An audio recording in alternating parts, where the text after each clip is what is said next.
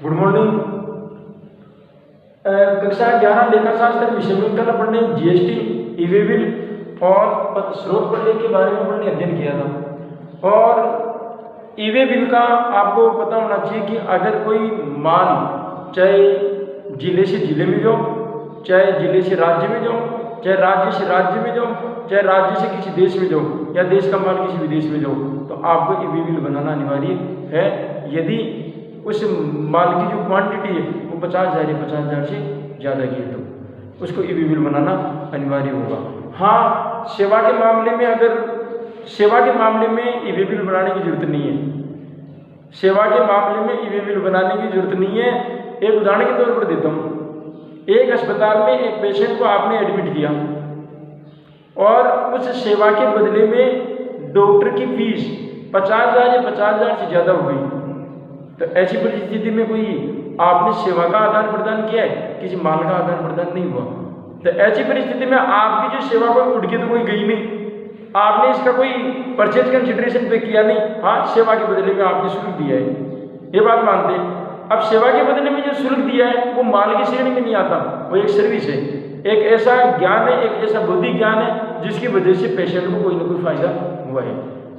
क्योंकि डॉक्टर एक पेशेवर व्यक्ति है, सीए एक पेशेवर व्यक्ति है, टीचर एक पेशेवर व्यक्ति है, तो वो वकील एक पेशेवर व्यक्ति है। तो ये अपनी सुविधाओं के लिए अपनी सेवा के बदले में जो फीस लेते हैं उस पर आपको ई वे बिल बनाने की जरूरत नहीं है। सेवा के मामले में ई वे बिल नहीं बनता। आपको जो ई वे बिल बनेगा वो केवल माल के मामले में बनेगा। ई वे जो बिल बनेगा वो माल के मामले में बनेगा अगर उसकी भी क्वांटिटी यदि 50,000 या 50,000 से ज़्यादा है तो।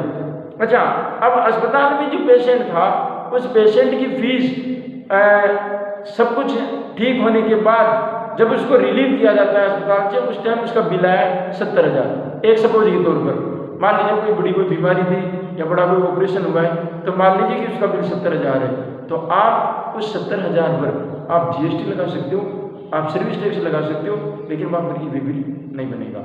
क्योंकि ई वे बिल एक माल को दूसरी जगह ले जाने का एक सरल साधन है, ओनली एक साधन है, एक माध्यम है कि सुरक्षित रूप से माल एक गंतव्य मार्ग तक पहुंचे। ई वे बिल का मतलब ये है, मुख्य मकसद। तो आज अपन बात करेंगे स्रोत प्रलेख या प्रमाणिक के तौर पर। अच्छा, आप गाड़ी चला रहे होते हैं, गाड़ी के चलाते टाइम आपने किसी चौराहे पर या किसी पुलिस कर्मी ने आपको रोक लिया, आपसे बोलता है आपका आरसी दिखाइए। क्यों मांगता है? क्योंकि आप उसकी मालिक है, उस पर डिटेल लिखी हुई है। लाइसेंस दो साहब, लाइसेंस किसका है साहब? आपका है। तो इसका मतलब ड्राइविंग का आपको प्रमाण एक प्रूफ है। आपके पास आधार कार्ड है तो इसका मतलब आप भारतीय नागरिक है और भारत में रहते हैं। तो ये हर चीज जो अपने पास में अगर है। अच्छा, आपके विद्यालय के तौर पर आइडेंटिटी कार्ड मिलता है, इसका मतलब क्या है? आप परिवार के सदस्य हैं, विद्यालय परिवार के सदस्य हैं। तो हर चीज एक जो लेन देन होता है, हर चीज का अपने एक कागज का, एक बिल का, हर एक डॉक्यूमेंट्स का अपना एक प्रूफ होता है, आइडेंटिफिकेशन होता है। वैसे ही बिजनेस में भी एक सौदा अगर होता है तो उसका आइडेंटिफिकेशन, उसका संकेत, उसका प्रमाणक, उसका सबूत, उसका स्रोत प्रलेख क्या क्या होता है, आज उसके बारे में अपन जानकारी लेते हैं। सबसे पहले बात करेंगे अपन नकद पर्ची। कल भी मैंने बात किया था केस मेमो की। उस केस मेमो को नकद पर्ची या नकद पत्रक कहा जाता है। उसकी नकद पत्रक क्या केस मेमो या नकद पत्रक या रोकड़ पर्ची या रोकड़ बिल, सीधी बात है।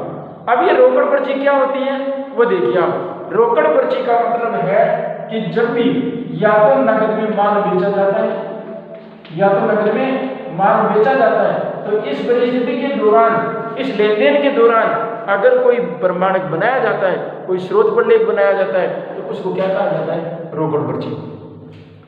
अब जैसे आपने माल बेचा, माल का हस्तांतरण तो क्रेता को हो गया और क्रेता ने उसका जो क्रय प्रतिफल का भुगतान है वो किसको दे दिया? विक्रेता को दे दिया। तो विक्रेता जो ट्रांजैक्शन करेगा वो दो तरीके से करेगा। एक तो उसके पास में माल गया, दूसरी बात उसके पास पैसा है। अगर उसको माल की अगर जानकारी रखनी है तो ऐसी परिस्थिति में तो आपको उसको स्टॉक रजिस्टर में एंट्री करनी पड़ेगी। क्योंकि उसके पास स्टॉक रजिस्टर का मेंटेन रखता होगा कि कितनी क्वांटिटी का माल तो पहले से पड़ा था, कितनी क्वांटिटी का मैंने खरीद लिया और कितनी क्वांटिटी का बेचने के बाद बच कितना गया। हो सकता है उसका स्टॉक मेंटेन करता होगा, स्टॉक कंट्रोल मेंटेन करता होगा कि स्टॉक नियंत्रण जो खाता है वो खोलता होगा। उससे पता चलता होगा कि हमारे गोदाम के अंदर माल कितने का पड़ा है और कितनी पीस पड़ी है और कितनी क्वांटिटी की पड़ी है। उसका तो लेखा करेगा ही करेगा, लेकिन अगले के पास में जो क्रेता जो माल लेके गया उसके पास सबूत क्या है? इसके लिए क्रेता के पास में माल लेके उसके तो कोई अड़ग नहीं है, उपभोग करने के लिए ले जा रहा है या पुनः बेचने के उद्देश्य से ले जा रहा है, विक्रेता को इसी को लेना देना नहीं है। लेकिन अब क्रेता ने जो भुगतान किया है उसके बदले में उसको सबूत चाहिए। इसके लिए वो एक बिल बना के देगा, उसे एक प्रमाण पत्र बना के देगा, स्रोत देगा कि साहब आपने मेरे से लेन देन किया है या नहीं किया है। इसके लिए वो नगद पत्रक बनाएगा। अब उस नगद पत्रक बना करके उसमें क्या क्या लिखेगा ये भी देखो। अच्छा, नगद पत्रक 2 प्रतियों में बनेगा। कल भी इस बात की चर्चा हुई थी, हमेशा बिल 2 प्रतियों में बनता है, एक तो उसकी मूल कॉपी और एक उसकी कार्बन कॉपी, एक तो मूल कॉपी और एक उसकी कार्बन कॉपी। तो मूल कॉपी तो फाड़ करके क्रेता को दे देता है और बाकी जो नीचे कार्बन कॉपी बच गई वो विक्रेता स्वयं रखता है सबूत के लिए। या यूँ भी कह सकते हैं कि आने वाले टाइम में जो टैक्स पे करेगा या ऑडिट करवाएगा तो उसके लिए भी वो स्रोत पढ़ने के तौर पर रखता है कार्बन कॉपी। अब नगद माल बेचा, अब उसके लिए तो आपने केस में वो बना करके दे दिया। अब उस केस में डिटेल क्या क्या आती है वो भी दे दी। पहली बात उसमें आपको डेट लिखना अनिवार्य होता है कि कितनी तारीख को आपने ट्रांजेक्शन लिखा, कितनी तारीख को ट्रांजेक्शन लिखा। वो दाएं तरफ या बाएं तरफ जैसे भी सुविधा है उसकी तरफ वो डेट लिखता है, जितनी तारीख को ट्रांजेक्शन हुआ है उतनी तारीख को। लेकिन ध्यान रखें जितनी तारीख को पैसे का हस्तांतरण हुआ है डेट उसी की आनी चाहिए, क्योंकि नगद पत्रक इस बात का सबूत है, नगद पत्रक इस बात का प्रलेख है कि आपने नगद में लेन देन कितनी तारीख को किया। आपने फोन करके बोल दिया साहब मेरे को 5000 का माल दे दो, फोन करके बोलना माल का हस्तांतरण नहीं कहलाता। माल का हस्तांतरण माल की सुपुर्दगी तब होती है जब आप किसी एक व्यापारी के पास में माल गोदाम से निकल चुका और आपके गंतव्य मार्ग तक पहुंच गया, माल की सुपुर्दगी वो होती है। अब ऐसे तो होम डिलीवरी होती है कभी कभार।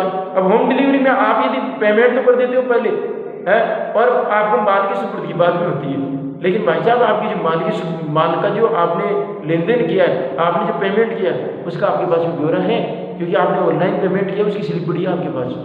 इसका मतलब है कि अगला विक्रेता आपके पास में एक्सेप्ट कर चुका और विक्रेता आपको बिल दे चुका। अब माल की सुपुर्दगी की जिम्मेदारी किसकी बनती है? विक्रेता की। और सुरक्षित माल लाना अनिवार्य। अगर रास्ते में वो टूट फूट हो गई या माल टाइम पे नहीं पहुंचा, विक्रेता जिम्मेदार होगा इसके लिए, सीधी सी बात है। तो कई तरीके आजकल डिजिटल माध्यम में कई तरीके माल की सुपुर्दगी देने के, तो वो तो पहले डेट लिखो, जितनी तारीख को लेन देन हुआ है उतनी तारीख को क्या क्या विवरण था उसकी पर्टिकुलर लिखो, पर्टिकुलर ऑफ गुड्स, माल का जितना लेन देन हुआ, माल का ब्यौरा या माल का विवरण, यूं कह सकते हैं माल का विवरण, क्या क्या माल था, किस रेट से था, टोटल कितना लगा दिया, जीएसटी कितना लगा, ये तमाम तरीके की सारी चीजें वो आपके माल की डिटेल में लिखी जाती है। एक बार फिर आता है सिग्नेचर। व्यापारी के सिग्नेचर जरूरी है, जारी करने वाले व्यक्ति के सिग्नेचर जरूरी है। क्रेता का तो सिग्नेचर करके क्या करेगा, वो तो सबूत के तौर पर खुद ही ले जा रहा है, तो उसको तो साइन करने की जरूरत ही नहीं है। अब विक्रेता अपने साइन जरूर करेगा, अगर साइन नहीं किया वो बिल नहीं है, इसका मतलब आपने वो माल ब्लैक में बेचा है। साइन होना बहुत जरूरी है। जो आपने चाहे स्कूल में चाहे आप फीस देते हो तो आपको बिल फाड़ने से पहले कैशियर उस पर साइन करेगा, जिसने पैसा लिया है या स्कूल की सील लगाएगा, व्यापार की सील लगाएगा, उस पर साइन करेगा, तब जाकर के वो आपका जो केस में है तब आपका लीगल तरीके से माना जाएगा, वो कानूनी वाद के लिए मान्य होगा। सीधी सी बात है। अगर कानूनी वाद के लिए बिना साइन किया हुआ, बिना डेट का अगर आपने बिल प्रस्तुत किया, वो वाद स्वीकार्य नहीं होगा, किसी कीमत भी नहीं होगा, क्योंकि इसकी डिटेल ही अधूरी है। अगर एक पास में सबूत पुख्ता नहीं है और कोर्ट जब सुनवाई करता है तो पुख्ता सबूत मांगता है, इसके बिना वो सुनवाई नहीं करता है। तो इस प्रकार से केस में हुआ। अब आते हैं बीजक। अब जब नकद माल बेचने के लिए केस में वो बना दिया तो माल तो भाई साहब उधार में बिकता है, माल तो उधार में भी बिकता है। तो अगर माल अगर उधार में बेचा गया है, अगर व्यापारी के द्वारा बेचा गया माल अगर उधार बेचा गया, अगर व्यापारी माल को अगर उधार बेचता है तो इस एवज में एक बिल बनाता है, एक प्रलेख बनाता है, जिसको कहा जाता है बीजक। क्या कहा जाता है? बीजक, इनवॉइस। इनवॉइस बनाता है। क्या बनाता है? इनवॉइस। इनवॉइस यानी बीजक। तो आपको वो बीजक बनाता है। अब इनवॉइस बनाने के लिए, बीजक बनाने के लिए क्या करता है कि जितनी तारीख को वो माल उधार में बेचा उसमें डिटेल लिखता है, डेट लिखता है, जिस जो खरीदने वाला व्यक्ति है उसका नाम पता लिखता है, मोबाइल नंबर दर्ज करता है और माल का विवरण लिखता है, जीएसटी का विवरण लिखता है और साथ ही में लास्ट में अपने सिग्नेचर करता है। लेकिन एक बात ध्यान रखना भाई साहब, आपके केस मेमो में और आपने जो बिल देखा होगा, ओरिजिनल बिल कोई सा भी हो, चाहे केस मेमो हो चाहे इनवॉइस हो, आपने देखा होगा कि बिल के नीचे छोटे छोटे नोट आते हैं। नोट, बिका हुआ माल वापस नहीं होगा। नोट नंबर 2, 3 दिन के अंदर माल वापस बदला सकते हो। नोट, भुगतान किया हुआ इतनी तारीख तक रिफंड हो सकता है? माल के टूट फूट होने पर क्रेता ही जिम्मेदार होगा, विक्रेता जिम्मेदार नहीं है। इस प्रकार की शर्तें आती है। एक बात ध्यान रखना, केस मेमो के तहत तो आप तो केस मेमो के अंदर किसी प्रकार की कोई शर्तें नहीं आती, लेकिन ये जो बीजक होता है उसमें शर्तें आती हैं। क्यों? क्योंकि माल उधार में हुआ, पहली बात तो।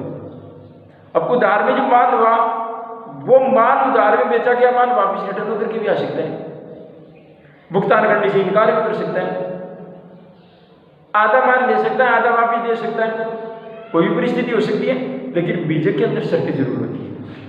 बीजक के अंदर शर्तें जरूर होती है। तो उधार बेचने के एवज में जो बीजक बनाया जाता है, उधार माल बेचने की स्थिति में क्या बनाया जाता है? बीजक। वो बीजक भी 2 प्रतियों में बनेगा, एक तो उसकी मूल कॉपी और एक उसकी कार्बन कॉपी। एक तो उसकी मूल कॉपी और एक उसकी कार्बन कॉपी। मूल कॉपी फाड़ करके खरीदने वाले पक्षकार को देगा और कार्बन कॉपी अपने पास में रखेगा, है कि नहीं?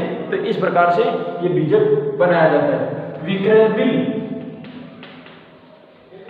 जितना जितना माल बेचा, जितना जितना चाहे नगद में बेचा हो चाहे उधार में बेचा हो, विक्रय बिल बनता है। विक्रय बिल बनता है।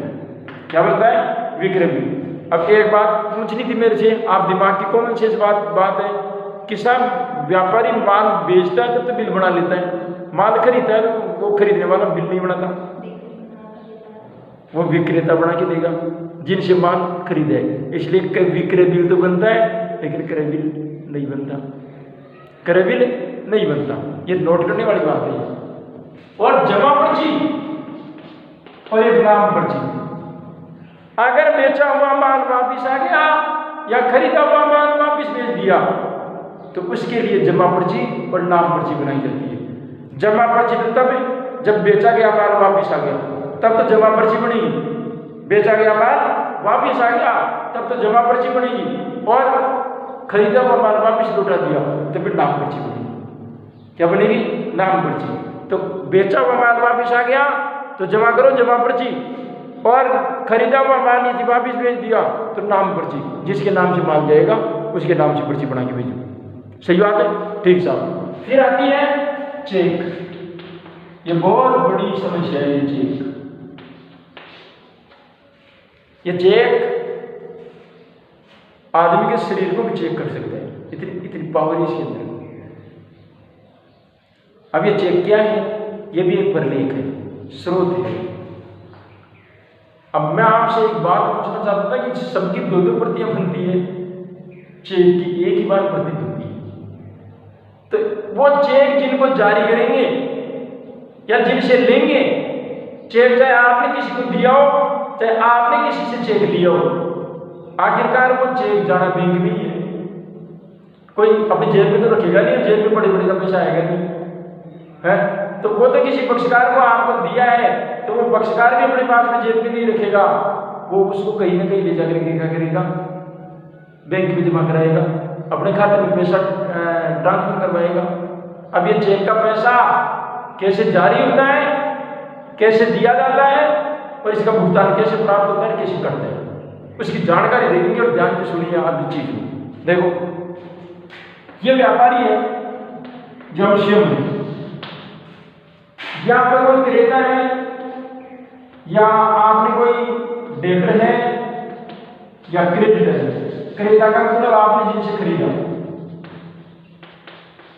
ये तो क्रेता में दो तीन पक्षकार ले लो, आप समझेंगे उससे। एक देनदार है और एक लेनदार है। ये तो कोई व्यक्ति जिनको उधार में माल बेचा, और ये वे व्यक्ति है जिनसे उधार खरीदा, जिनसे उधार खरीदा। आप चेक की बात को सुनिए ध्यान से।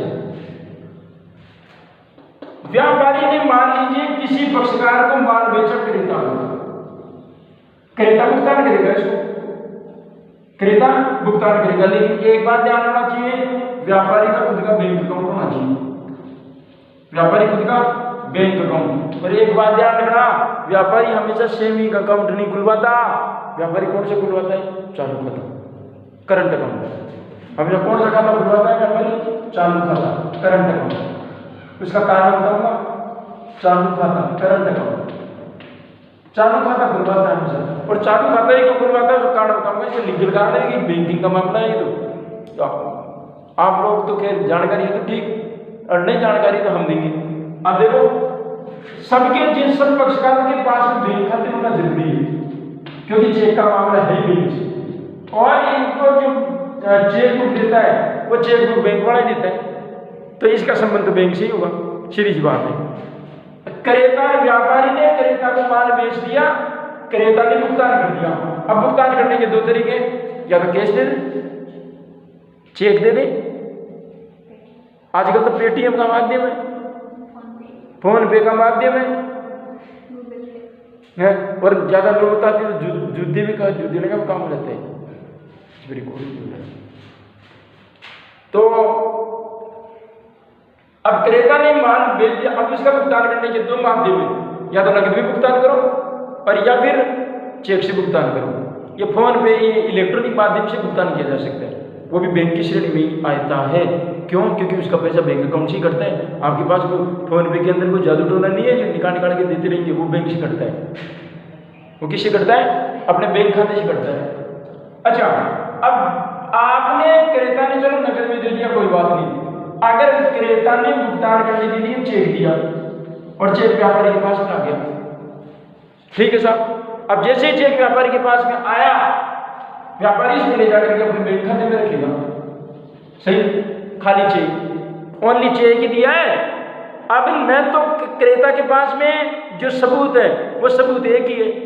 वो जैसे ही पेज फाड़ेगा, उस चेक का, उस चेक बुक का फ्रंट पेज आता है, उसमें डिटेल आती है कितनी तारीख को कितना चेक जारी किया था और किसको दिया था, उसकी डिटेल आती है। एक पेज व्हाइट कलर का आता है, उसमें आपको पहले से डिटेल बननी होती है किसको जारी कर रहे हैं। तो क्रेता के पास में तो चलो वो सबूत हो गया वहां पर, लेकिन विक्रेता तो लाया वो चेक को ला करके बैंक में जमा कर दिया। अब इसके पास क्या सबूत है? सबूत है, बैंक में चेक लगाने के साथ साथ आपको एक डिपॉजिट स्लिप बननी पड़ती है, बैंक में जमा करवाना है। एक डिपॉजिट स्लिप अलग से कि मैं मेरे खाते में ट्रांसफर करवाना चाहता हूँ ये पैसा, तो इसके लिए एक पर्ची बननी पड़ती है। अब बैंक वाले के पास में पर्ची के दो भाग आते हैं, एक तो बड़ी, दो भाग आते हैं ऐसे। आपने अगर देखा हो कभी पर्ची भरी हो तो ऐसे दो भाग आते हैं। अब ये वाला बड़ा वाला जो भाग है, ऑलरेडी आप देखे होंगे कि जब बैंक में आप जमा कराने जाते हो पैसे, तो वहां पर इस प्रकार की दो प्रतियां रखते हैं। ये दोनों प्रतियां आप लोग को भरनी होती है और भरकर के बैंक में चेक के साथ में लगाना पड़ता है। चेक बैंक वाला क्या करता है, ये जो बड़ी वाली ये पर्ची होती है उसको तो अपने पास में रख लेता है सबूत के तौर पर कि फलाने पक्षकार से लेन देन हुआ था, जो चेक लेके गया था उसकी चेक की डिटेल है। सही, और वो चेक को तो निकाल करके दूसरे बैंक में बेचता है। चेक भी एक तो सेम बैंक का सेम चेक हो, और एक बैंक तो है किसी का, चेक किसी और बैंक का है, उसमें भी लफड़ा है। तो उसका और भी चर्चा करेंगे, समय की सीमा है। अब इसको तो रख करके बैंक वाला अपने पास में रख लेता है, और ये वाला जो पर्ची है ना, ये फाड़ करके किसको दे देता है? उस विक्रेता को, उस क्रेता को जिसने चेक लगाया है। अब उसके पास में सबूत आ गया कि मैंने चेक लगाया था साहब, मैंने चेक लगाया था। तो क्रेता के पास भी विक्रेता के पास भी सबूत हो गया। तो ये चेक भी एक सबूत नहीं है, फिर भी सबूत पैदा कर देता है, फिर भी सबूत पैदा कर देता है। तो इस प्रकार से देनदार और लेनदार भी चेक दे सकते हैं और चेक ले सकते हैं, लेकिन इसका भुगतान किसके माध्यम से होगा? बैंक के माध्यम से। अब मुझे एक बात बताइए, बैंक में क्रेता ने चेक दे तो दिया, विक्रेता के पास आ भी गया, विक्रेता ने बैंक में भी लगा दिया, बैंक में जाते ही बाउंस हो गया। कोई भी कारणवश बैंक से बाउंस हो जाता है। अब बाउंस हो जाता है, अब बाउंस कई प्रकार से होता है। आपने नाम लिखने में ओवर राइटिंग कर दी, साइन मैच नहीं हुआ, अमाउंट जो है वो ऐसे स्टाइल में लिख दिया है, अगले की समझ में नहीं आ रहा है। आपने कोई स्पेलिंग इस प्रकार से लिख दी, ओवर राइटिंग हो गई। चेक पर कोई पीछे नाम पता कोई उल्टा सीधा लिख दिया तो चेक बाउंस हो जाता है। बाउंस होने का मतलब डिसऑनर्ड, अनादरण, जिसको बैंक की भाषा में, कॉमर्स की भाषा में कहा जाता है अनादरण, यानी चेक का बाउंस हो गया। चेक क्या हो गया? बाउंस हो गया। इसको बोलते हैं डिसऑनर्ड। क्या बोलते हैं इसको? डिसऑनर्ड, चेक का अनादरण।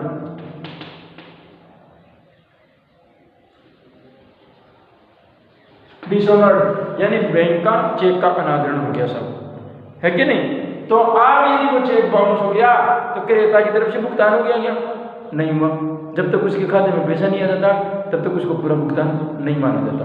वो चेक वापस लौट करके विक्रेता के पास में आएगा और विक्रेता, व्यापारी उसको वापस क्रेता के पास में लौटा देगा। भाई साहब वो बैंक चेक तो बाउंस हो गया, दूसरा तो है। लेकिन चेक जब बाउंस होता है तो दोनों ही पक्षकारों के खाते में से चार्ज करता है इसका। जिसने जारी किया उसके खाते में से पैसा कटेगा और जिसने लगाया है उसके खाते में से भी पैसा कटेगा, क्योंकि उसके लिए बैंक दोनों को दोषी मानता है। चेक जारी करने वाले से पूछता है, जारी नहीं से करता, आंखें फुटी हुई थी क्या? और लगाने वाले को देखा था, भाई साहब कोई चीज लेते तो देख तो लिया करो। गलती दोनों की है, इसलिए दोनों के खाते में से क्या करता है? वो चार्ज काटता है। आज ये इतना ही, और कल देखेंगे कि इन चेक के माध्यम से आप जब भुगतान करते हो तो किन किन परिस्थिति में चेक का भुगतान क्लियर हो जाता है और किन परिस्थिति में नहीं होता। समान तरीके के बैंक है तो कैसे लेन देन क्लियर होगा, और असमान तरीके के अगर बैंक है जारी किया है चेक तो उसका भुगतान किस प्रकार से होता है, कितने दिनों में क्लियर होता है, और किस प्रकार से अनादरित किया हुआ चेक कैसे निस्तारित होता है, वो देखें कल। बहुत बहुत धन्यवाद।